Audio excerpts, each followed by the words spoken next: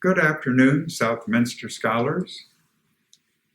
On May 21, 1924, in a well-to-do Chicago neighborhood, 14-year-old Bobby Franks was abducted and murdered by two young men. Those men were Nathan Leopold and Richard Loeb. This trial became billed as the trial of the century. Why? Because even though the pair had both confessed, they were being represented by the nation's most famous defense lawyer, Clarence Darrow, who we will see 1 year later in the Scopes monkey trial in Tennessee. But why would Darrow undertake such an obvious case where capital punishment was certain to be meted out? Because Darrow wanted to make a stand against the death penalty and chose this case in which to do it. The story starts as a fantasy in the mind of 18-year-old Richard Loeb to commit the perfect crime. Loeb was popular, handsome, intelligent, and the privileged son of a Sears Roebuck executive. Loeb's somewhat reluctant partner in crime was the brilliant, introverted, and awkward Nathan Leopold. Both had college degrees. Both were heavily influenced by the philosophy of Friedrich Nietzsche. Nietzsche promoted the concept of the Superman, to whom moral codes did not apply. And both of them viewed themselves in the role of superior individuals. Well, I'll let Professor Linder take it from here, but as he does, watch for the privileged backgrounds of both Leopold and Loeb. Watch for why the victim, young Bobby Franks, was chosen in the first place. Watch for the murder, the demand for ransom, and the rapid unraveling of the envisioned perfect crime. Watch for Darrow's decision to have Leopold and Loeb plead guilty, and why. Watch for the prosecution and the defense thereby not focusing on guilt or innocence, but rather on whether the death penalty was the proper punishment. Watch for the eloquent closing arguments and why Darrow comes down among the top 25 lawyers in American jurisprudence. Watch for Judge Coverley's decision to sentence not death, but life imprisonment, and why. And finally, watch for what happened to both Leopold and Loeb afterwards.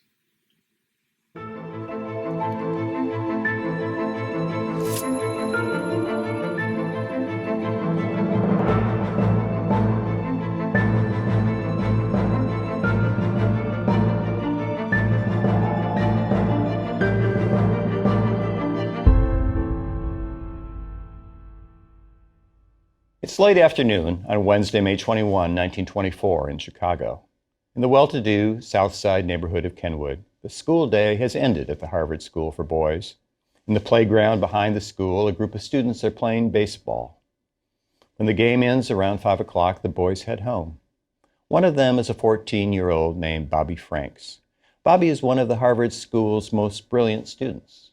Just 2 weeks before, as a member of the school's debate team, Bobby had participated in a debate on the subject of capital punishment. He had argued against it. A Green Willie's night automobile heading north passes by Bobby as he walks south on Ellis Avenue. The car turns around and comes back towards Bobby.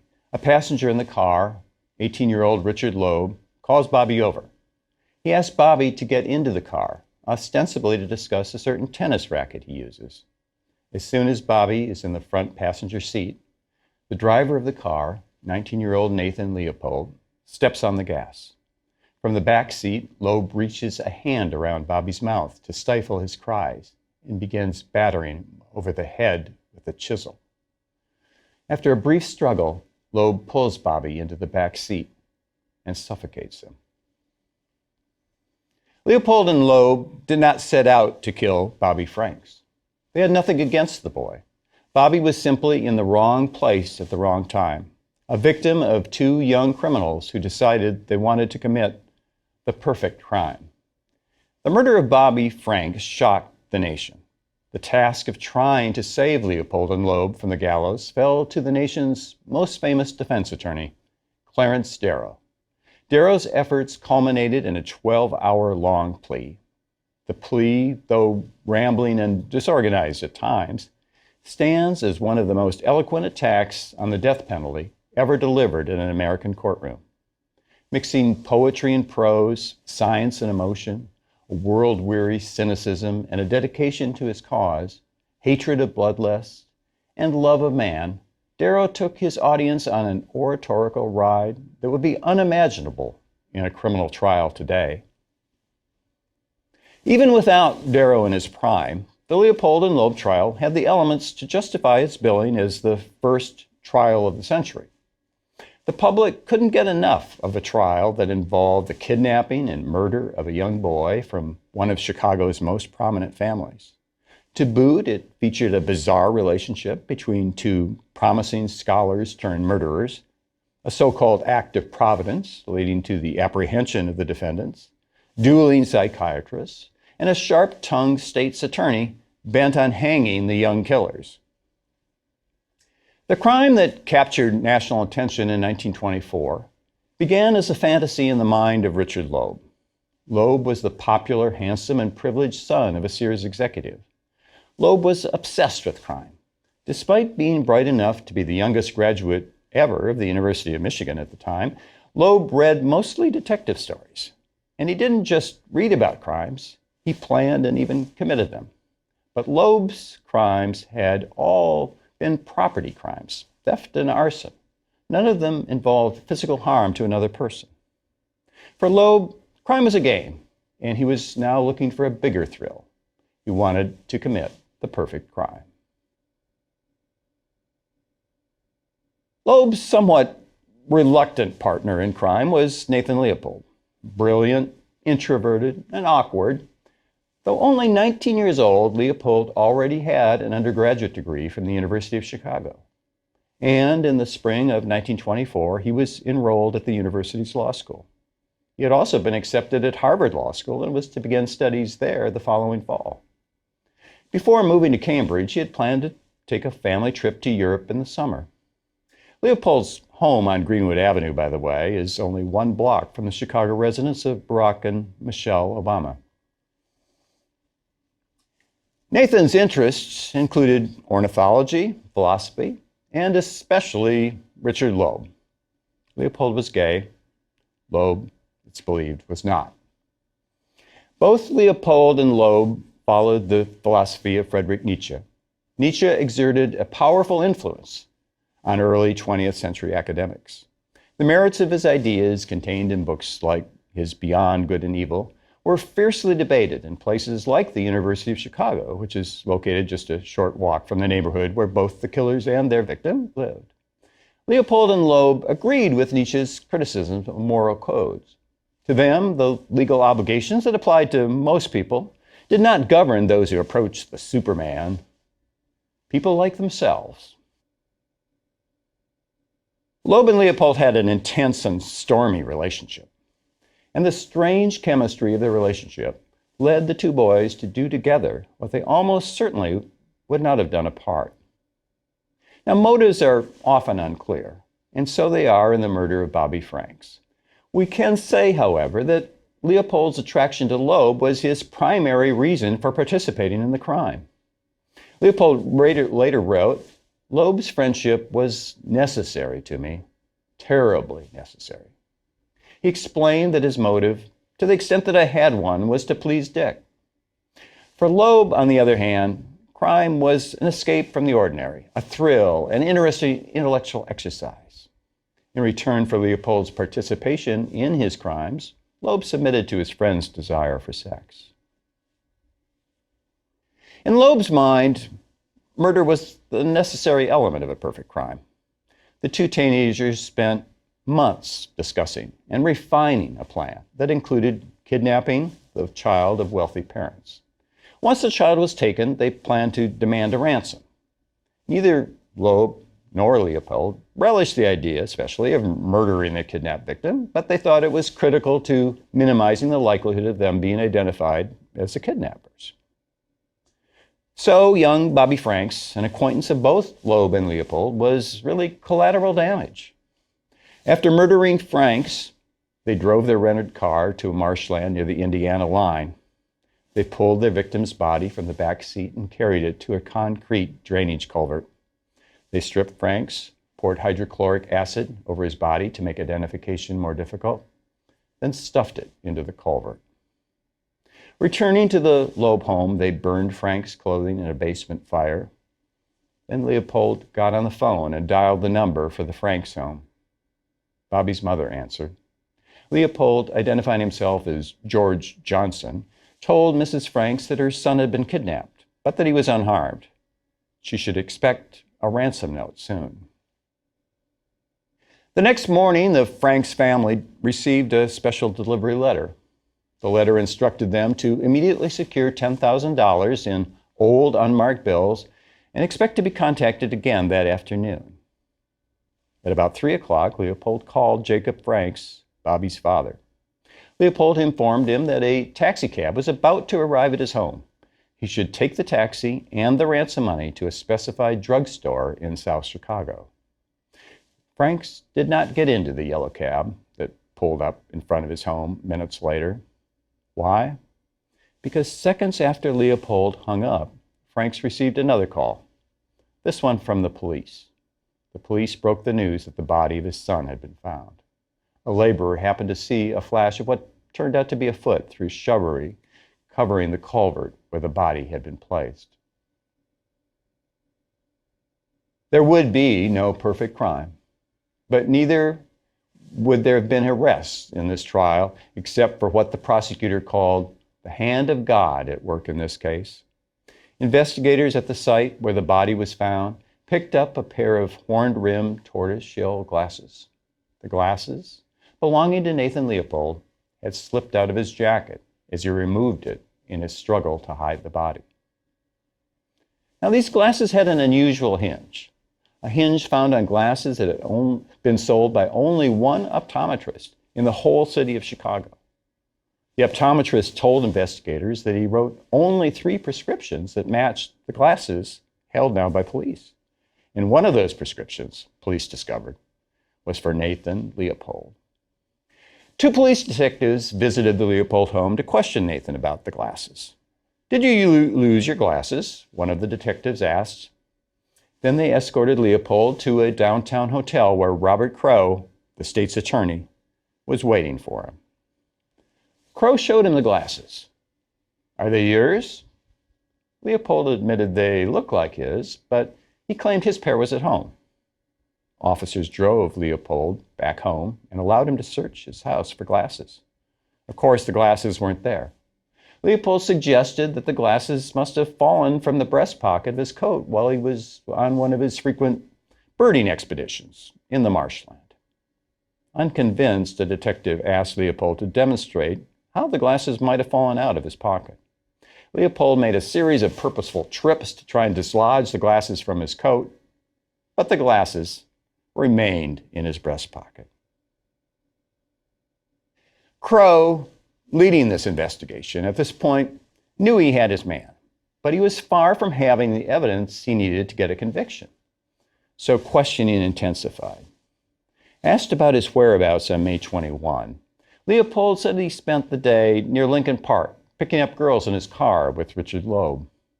Loeb, questioned separately, confirmed Leopold's alibi. State's Attorney Robert Crowe was skeptical. Among the items picked up in a police search of the Leopold home was a letter written by Nathan that strongly suggested he and Loeb had a homosexual relationship.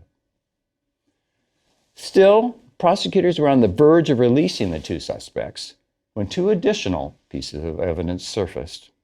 First, law school notes typed by Leopold in his home were found to match the type on the ransom note, right down to a malformed lowercase I. Second, there was a statement to the police made by the Leopold chauffeur, made in an effort to help clear Leopold. But what the chauffeur said instead spelled their doom. He told the police that the Leopold car The same car the boys claimed to have spent the night driving around in with girls never left the garage on the day of the murder. Was he sure about that? Crow wanted to know. Yes, he spent the evening repairing it. Well, Loeb confessed first, then Leopold. The confessions differed only on the point of who did the actual killing. Each pointed an accusing finger at the other. The Loeb and Leopold families hired Clarence Darrow and Benjamin Bachrach to represent the two boys. Darrow took the case in large part because it offered him an opportunity to attack the death penalty, which he saw as an abomination. Leopold's first impression of Darrow was one of horror. He was shocked at Darrow's unruly hair, his rumpled jacket, his egg-splattered shirt, his suspenders, his askew tie. But his opinion of Darrow changed. Leopold later described his attorney as a great, simple, unaffected man with a deep-seated, all-embracing kindliness. In his book, Life Plus 99 Years, Leopold wrote that if asked to name the two men who came closest to preaching the pure essence of love, he would say, Jesus and Clarence Darrow. The biggest single question Darrow faced was how to plead on the charges of murder and kidnapping. The confessions made an acquittal on evidentiary grounds next to impossible. He could plead Leopold and Loeb not guilty on grounds of insanity, but insanity is always a very, very tough case to win, especially so when two intelligent and accomplished defendants are there. Moreover, if the insanity plea on the murder charge were to somehow succeed, the state could turn around and try both again on the kidnapping charge. In Illinois in 1924, kidnapping was also a capital offense. So Darrow surprised almost everyone. Leopold and Loeb pled guilty to both charges. Still, there was the matter of sentencing. With a guilty plea, the sentencing decision fell to a trial judge. If convicted by a jury, sentencing would have been a jury decision. That fact probably meant more to Darrow than any other. With the public almost unanimous in calling for death, Darrow did not want to face a jury. He much preferred aiming his arguments at the judge, John R. Cavally, whom Darrow believed to be both kindly and discerning. In his summation, Darrow would make his thinking plain. He said, "Where responsibility is divided by 12, it is easy to say, away with them. But, Your Honor, if these boys are to hang, you must do it. It must be by your deliberate, cool, premeditated act, without a chance to shift responsibility." Now here let's note it's a bit misleading to call this the trial of Leopold and Loeb. Although it is usually called that, the proceeding before Judge Cavally was actually a hearing in mitigation of sentence. It was a judicial proceeding to determine whether the death penalty or some lesser sentence was called for in view of all the circumstances surrounding the crime. The hearing would last just over 1 month. The defense hoped to build its case against death around the testimony of psychiatrists, called alienists at the time. The best psychiatric talent 1924 had to offer was sought out by both sides. Even Sigmund Freud was asked about coming to Chicago, but his poor health ruled that out. The prosecution entered the psychiatric fray reluctantly. Robert Crowe argued that psychiatric testimony was admissible only if the defendants claimed insanity. Darrow and the defense argued that evidence of mental disease was a relevant mitigating factor and that it would justify a less severe punishment. In the most critical ruling of the trial, Judge Cavally ruled against the state's objection to psychiatric evidence. The alienists would be allowed to testify. Defense psychiatrist William White testified that Leopold's pathology began early in childhood. Teased relentlessly, Leopold became estranged from his peers, a lonely, unhappy child who retreated into an inner world where emotion counted for nothing and intellect was all. Nathan imagined himself a slave who saved the life of his king, that is Richard Loeb, and had thereby earned the king's gratitude. Another defense psychiatrist, Bernard Gluck, testified that Nathan's ambition has been to become the perfect Nietzschean and to follow Nietzsche's philosophy all the way through. According to Gluck, Leopold had told him that, quote, he was jealous of the food and drink that Loeb took because he could not come as close to him as did the food and drink. Gluck concluded that Leopold had a definitely paranoid personality and he was given to a delusional way of thinking. As for Richard Loeb, William White described his main outstanding feature as infantilism. He's still a little child emotionally, still talking to his teddy bear. White offered these thoughts about the two boys' peculiar chemistry. Nathan and Richard complemented each other. Richard needed Nathan's applause and admiration in order to confirm his own self. But Nathan also needed Richard to play a role. Richard took the role of a king who is simultaneously superior and inferior. It was a peculiarly bizarre confluence of personalities, each of which satisfied the needs of the other. Nathan would never on his own have the initiative to murder Bobby Franks, and I don't believe Dickie would have ever functioned to this extent all by himself. So these two boys come into this emotional compact with the Franks homicide as a result. Not surprisingly, prosecution psychiatrists took a different view.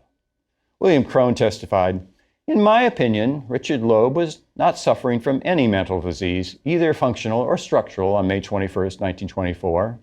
There was abundant evidence that the man was perfectly oriented as to time, as to place, and as to his social relations. Leopold, too, he concluded, was free of any significant mental disease. There was no evidence of any organic disease of the brain. He showed remarkably close attention, detailed attention. In addition to his expert testimony, the state presented over 100 witnesses, proving, needlessly in the opinion of many, every element of the crime. On August 22, 1924, Clarence Darrow began his epic summation for the defense. According to a Chicago newspaper report, the courtroom was jammed to suffocation, with hundreds of men and women rioting in the corridors outside. The reporter noted the wild setting underscored Darrow's argument that the court was the only thing standing between the boys and a bloodthirsty mob. Darrow, in a voice that rose and fell, argued his clients should not bear responsibility for their crime. He referred to the defendants as boys and called them by their nicknames Dickie and Babe. Dickie and Babe, he said, were the victims of their youthful fantasies, their genetic inheritance, their surging sexual impulses, their lives of privilege, and Nietzsche's philosophy. Never before or since the Leopold and Loeb case has the deterministic universe, this life of a series of infinite chances, as Darrow called it, been so clearly made the basis of a criminal defense. Darrow argued, nature is strong and she is pitiless. She works in mysterious ways and we are her victims. We have not much to do with it ourselves. Nature takes this job in hand. We only play our parts. In the words of old Omar Khayyam, we are only impotent pieces in the game he plays upon this checkerboard of nights and days. Hither and thither moves and checks and slays, and one by one in the closet lays. What had this boy to do with it? He was not his own father. He was not his own mother. All of this was handed to him. He did not surround himself with governesses and wealth. He did not make himself, and yet he is to be compelled to pay. Darrow concluded his point with a flourish. Tell me that you can visit the wrath of fate and chance and life and eternity upon a 19-year-old boy. Darrow also attacked the death penalty with every argument he could muster. He called it atavistic, saying it roots back to the beast in the jungle. Time and time again, Darrow challenged the notion of an eye for an eye. If the state in which I live is not kinder, more humane, and more considerate than the mad act of these two boys, I am sorry I've lived so long. Darrow favored specificity and vivid images in his speech. He took Judge Caverly to the day of execution, reminding him of the possible consequences of his decision. I can picture them, wakened in the gray light of morning, furnished a suit of clothes by the state, led to the scaffold, their feet tied, black caps drawn over their heads, stood on a trapdoor, the hangman pressing a spring so that it gives way under them. I can see them fall through space and stopped by the rope around their necks. Ultimately, Darrow pleaded for the ascendancy of kindness over cruelty and love over hate. He even ended his marathon summation with a wish that all humans would be inspired by the words of old Omar Khayyam, who wrote, "So I be written in the book of love, I do not care about that book above. Erase my name or write it as you will, so I be written in the book of love." When Darrow finally ended his appeal, tears were streaming down the face of Judge Caverly and many other courtroom spectators. According to a newspaper account, there was scarcely any telling where his voice finished and where the silence began. It lasted a minute, 2 minutes. State's Attorney Robert Crowe closed for the prosecution. Crowe was a Yale-educated up-and-comer in Illinois politics and quite a speaker in his own right.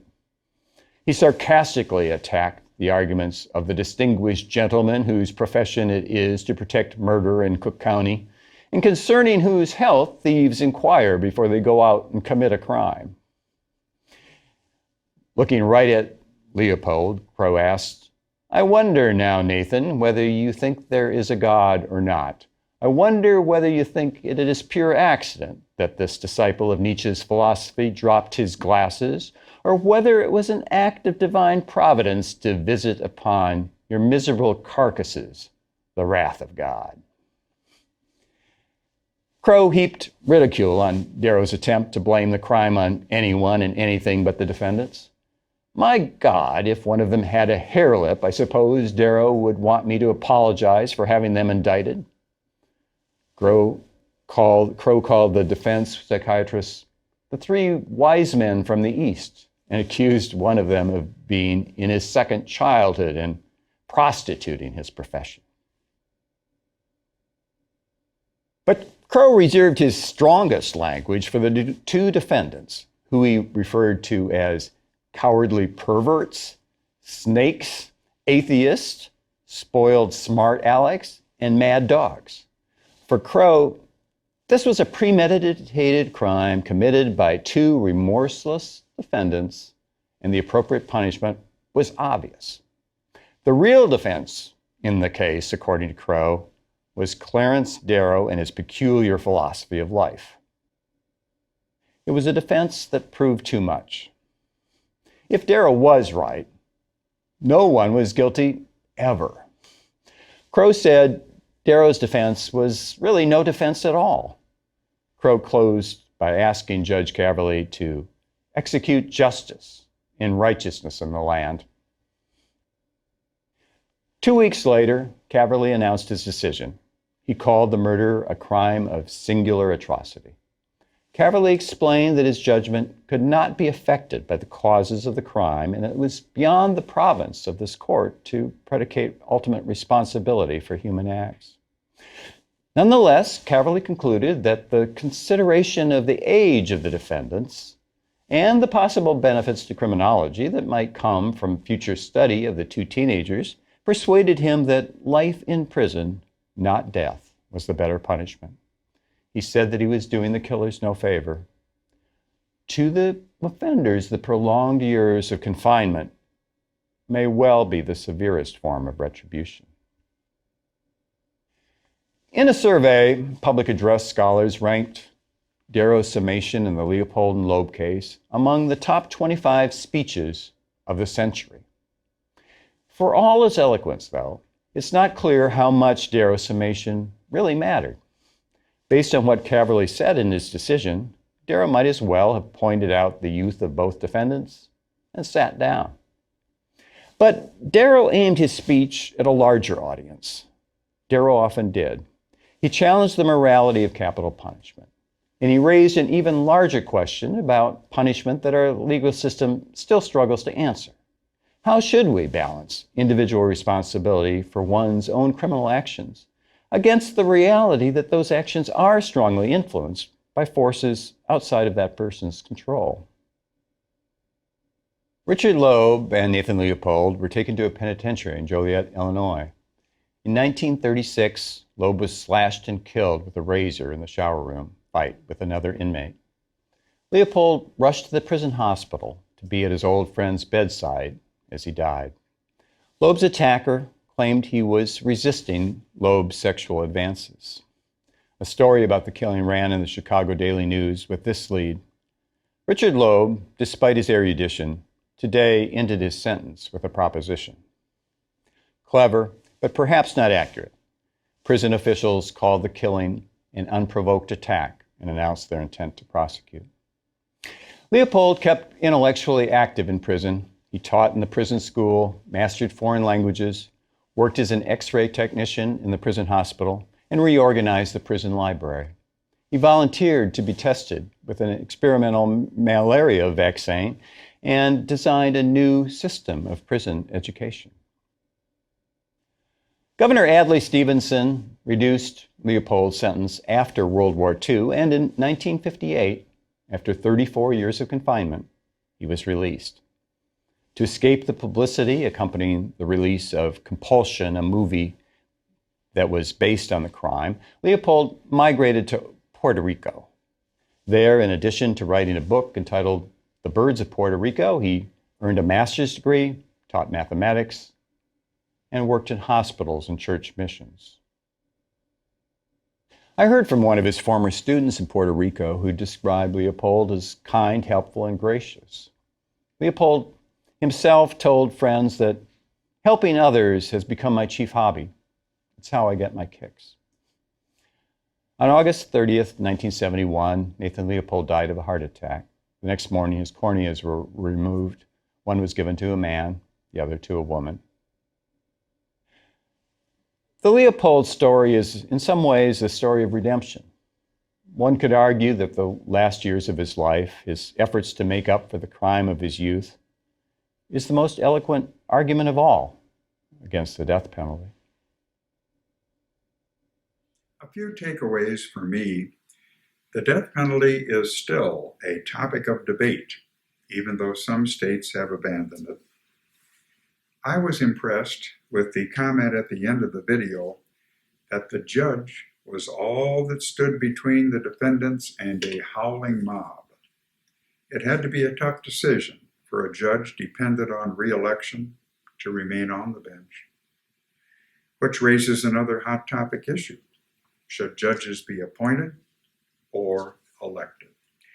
And by the way, if you're wondering what happened to these people, well, Judge Caverly, he'd earned the money to become a lawyer by going night school, by working in the steel mills in Gary, Indiana for 87 cents a day. But he went on to become Chicago's city attorney and died in 1939, age 78. Loeb would be attacked and killed by a fellow inmate in prison in 1936. Leopold became a model prisoner, establishing a prison library, teaching prisoners to read and write, and volunteering in the prison hospital. He was released after 33 years in prison in 1958. He became a medical technician in a missionary hospital in Puerto Rico, where he died in 1971 at age 66. Well, next week, the Scopes trial. Clarence Darrow takes on William Jennings Bryan. And as always, thanks for coming.